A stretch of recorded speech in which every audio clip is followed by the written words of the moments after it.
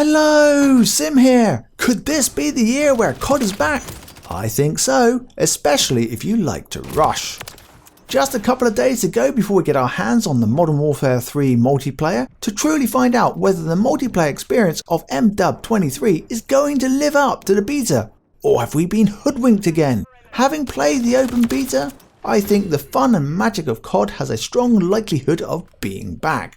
And we know that Sledgehammer Games tends to listen to the gaming community to take on board that constructive and reasonable feedback.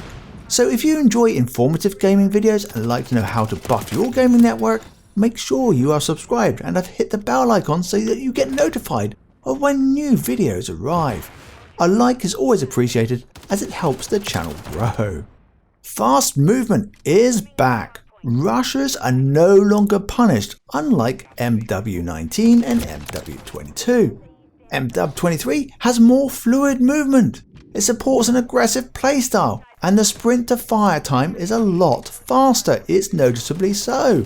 You can have much more exciting gunfights. Woohoo! Yes, traditional COD maps are back.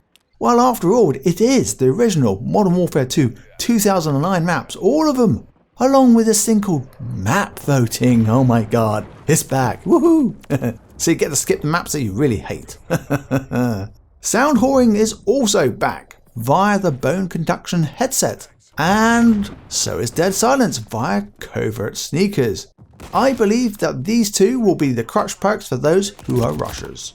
The whole perk system has been tweaked, so we have vests, gloves, boots and gear. So rather than the traditional 3 perks being selected, we have 4 available, just like MW22. However, unlike MW22, you get all your perks at the start of the game. Woohoo! Time to kill is slower, and I appreciate that, as it rewards players who have put the time in to master their aim and keep their bullets on target. Unlike MW19 and MW22 that rewards campers who just need 1 or 2 shots to kill, it gives the player who's being shot at time to react, and if that player has better gun skill who's being shot at, then well, they had the chance of being able to recover and take out the enemy. It widens the skill gap, and it also helps a little bit, but only a little bit, with, shall we say, the ping advantage, rather than just being insta-killed. We'll never get away from insta-killed, but you get what I mean. With all of Infinity Ward's indoctrination of camping playstyle, no prone was in the beta. So this stops campers hiding in within fallen enemies that are just, on the ground. So only crouch and walk was available. So I thought that was a good choice. We'll have to wait and see if that's still present in the main game, but we'll have to wait and see. I only got to play the Mosh Pit playlist that featured hardpoint, domination, kill confirmed and a little bit of TDM. The hardpoint and domination matches were a lot of fun. People were actually playing the objective. Yeah, you heard that right. They were actually playing the objective. I would personally prefer a pure objective game mode list, so no TDM with it and definitely no S&D.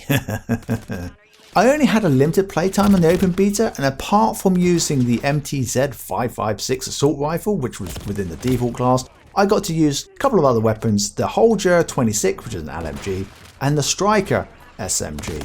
Both were a lot of fun. The Striker was definitely so for rushing, a lot of fun with that one, I have to say. I'm sure that gun's going to be having some serious nerfing applied prior to launch, because apparently it was OP as yeah. The LMG was pretty good to play with too. So what about dislikes and things that need improving and tweaking? Hit reg and aiming. Hit reg was a little bit hit and miss. Some games it was great, other games you could unload an entire clip and they just sponge bullets. It also seemed to be related to the aim assist that we get on consoles, i.e. the aim assist went just all funky like, and it just wasn't right at times. So the hit reg and this weird aim assist just seemed to be related. Hopefully from all the data they gathered during the beta, this will all be resolved by launch. Now when it came to crossplay, PC players seem to have some kind of weird aim advantage. And I'm not talking about aimbots, but it could have felt like it, but it definitely wasn't because I was watching the kill cams. The PC players seem to have this kind of aim advantage where they suddenly snap onto targets, really turn really quickly, you know, almost do that 180 and instant snap, you're dead within the first bullet. You know, it's like, wow. It was very noticeable when watching kill cams.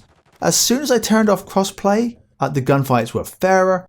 And if you don't know how to turn crossplay off on the Xbox, see my hack video. Well, it's not only a hack, it's just it's a tip on how to do it, as it's not native within the game settings. After all, this MW23 is just an add-on of sorts, using the same base code, yeah, so we get the horrible menu system still that everybody hates of MW22, but along with its nice looking game graphics, with a whole load of tweaks to the movement system, perks and all that jazz. Moving on to graphics, the minimap and the dots, the enemy dots on the minimap were just too small. Even on a 1080p screen, so God knows what it's going to be like on a 4K screen, man.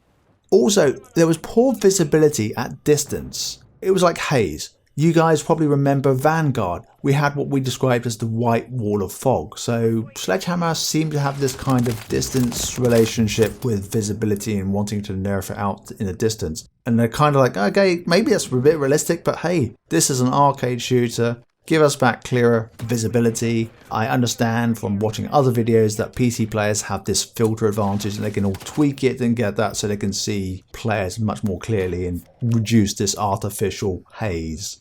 Player diamond circles, the indicators that are above their heads, are really hard to see. They're very faded out. It was very noticeable that people was just shooting friendlies. Everybody was doing it because it just wasn't clear that, is that a friend? Is it an enemy? I don't know. So we just shoot them.